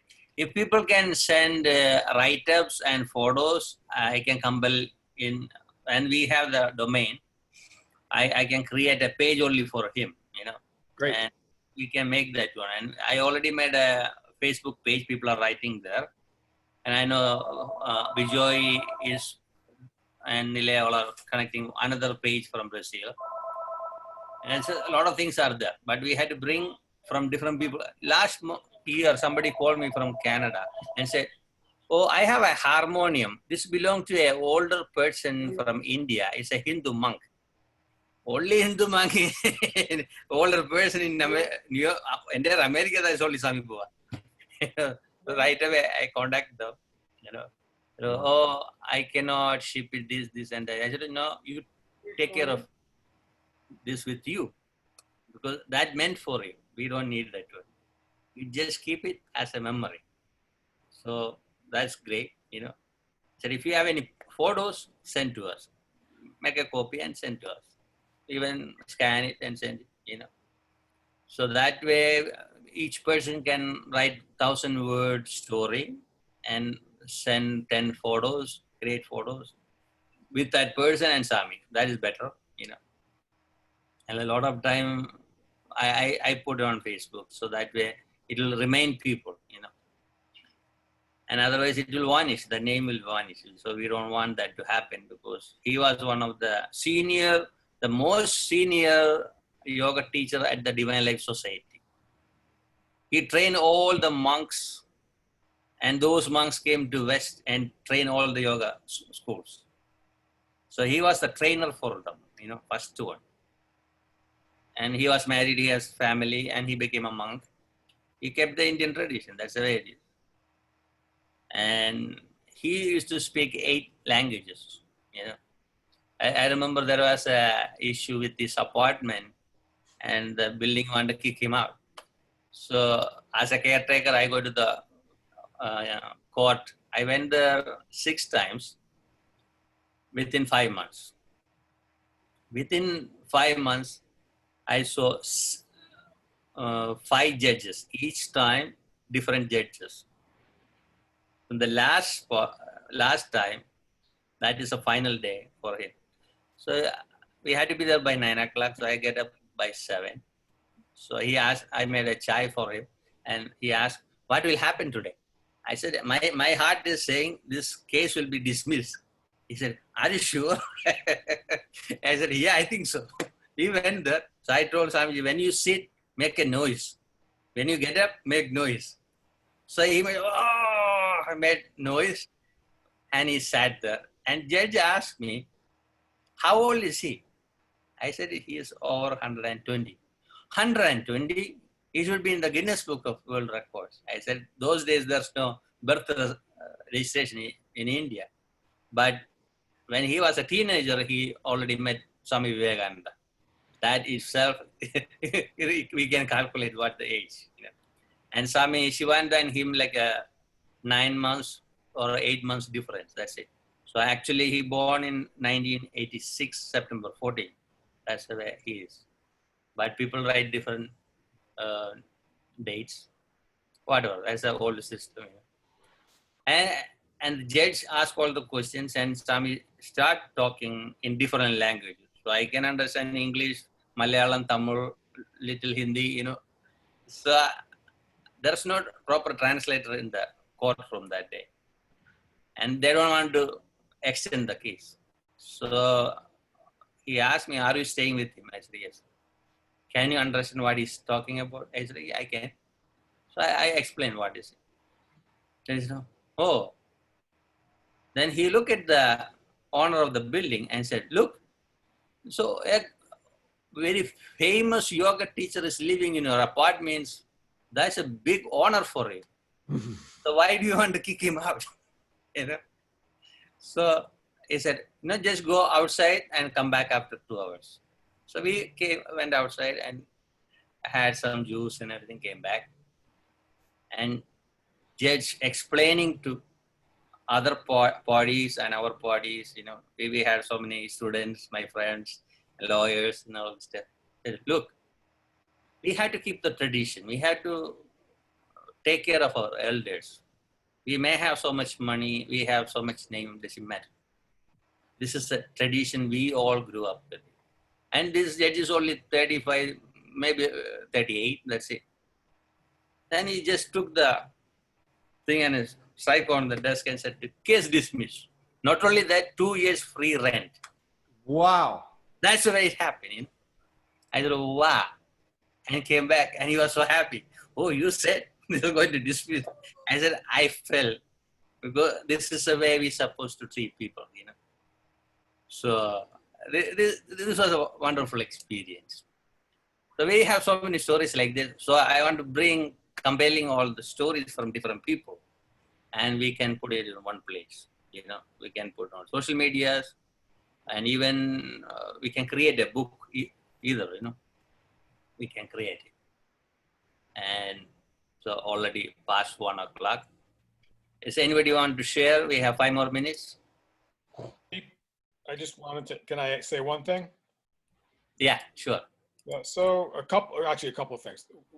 His former students have a Facebook page. It's called the Indo-American Yoga Vedanta Society. That was the name of the organization that Swami founded. It's on Facebook, and if you want to join that page, you can request, and certainly will, put you on as a member. There, we put articles on.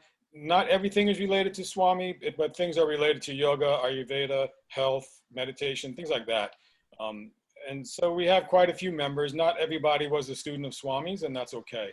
So that's one thing. The other thing is, and I just forgot the other thing I was going to tell you. So just go with that for now, and if I remember, I'll get back to you on it. Okay. And another thing, we are thinking about having a non-profit organization under his name, because when he asked me to take care of the organization, I was not happy with the relatives or some of his students. So I stay away from issues. I help whatever it is, but definitely we have to have something to continue the work. So we'll figure out, after this meeting, we'll all connect, those who from the Swami's fold. I don't know if you're aware, but he did write a book. That I know that. You have a copy of that? No, I don't have it. Maybe Jean has it. Jean has one. I have one. I can try to get a copy for you. Okay. Okay, sure. So that's good. Ideas are coming up.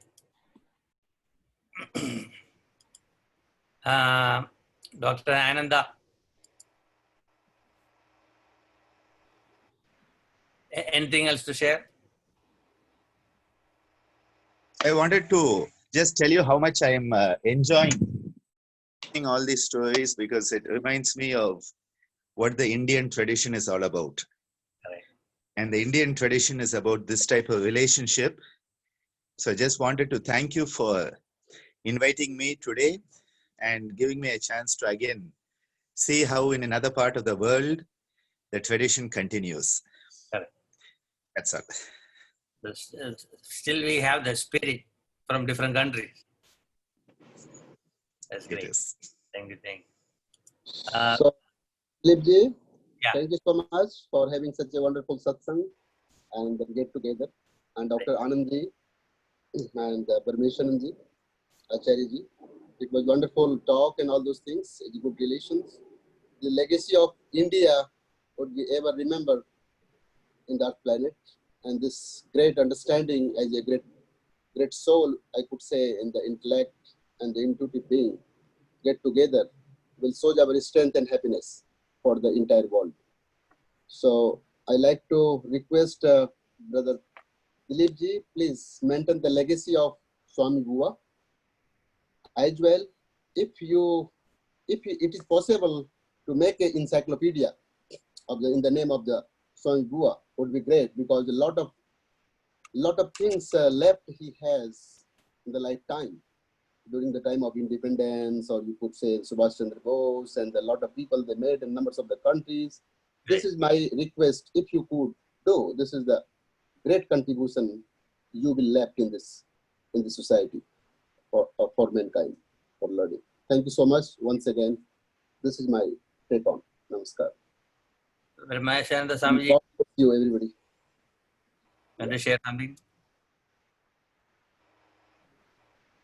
First of all, I wanted to thank you for bringing all of us together. And secondly, Holy Shravan month is began yesterday. So I pray to the Lord to banish all this disturbance and COVID-19 and everything, and get normal life for everyone. And I pray for all of you for your good health. And thank you so much for inviting me. Thank you so much.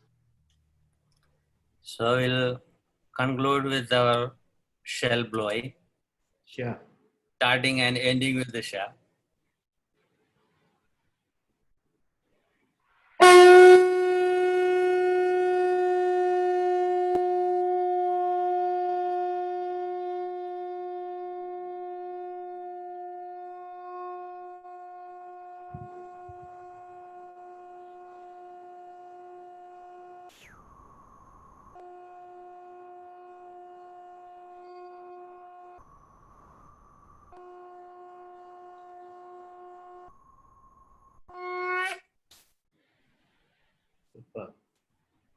Thank you, everyone.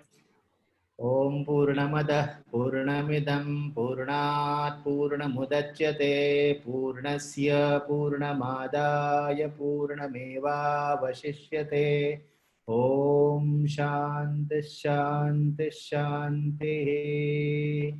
Jai Swami Bua. Jai. Thank you, everyone. So I took some pictures, as usual. I'll send it on Facebook. And I want to thank Remy, our host, who is giving the space, and she's doing hard work for last 5 days. And we wake her up in the morning and do this work, you know. So thank you, everyone. And I want to say thank you to our peace light, as usual. Sometimes I put the peace light in the back of me, you know. It's always good to have some peace light we use in Indian event, during our yoga day event. We use in India at Goa Ashram. That's the first time we did in India. You know? Yeah. So that is Sadhguru Brahmeshanandaji's place. So remember that one. And we took a picture too. Yeah, I can also remember. It was a nice experience. Correct. So when you make an album, you had to put those pictures and give us credit. So thank you, everyone. So we'll keep in touch. My phone number is 917-300-4004. My website is guruji.us. Very easy to remember. guruji.us. And come chat on Facebook. Okay. Thank you, everyone. Thank you. God bless you, everybody. Awesome.